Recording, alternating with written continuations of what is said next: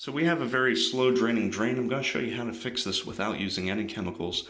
Basically what's underneath here is a little trap, and then that trap, basically you get some hair, and then that slows down the flow. I have this tool, basically these little sharp pieces here will pick up the hair, but it'll also fit down the drain so that I could do that and it'll bend and whatnot.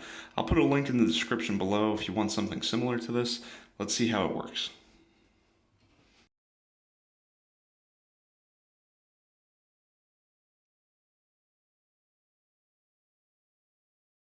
Usually long hair causes this more than anything else.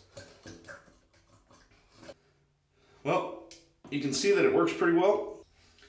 So if you can see that, that's a lot of stuff that was in that drain that's restricting the flow of water.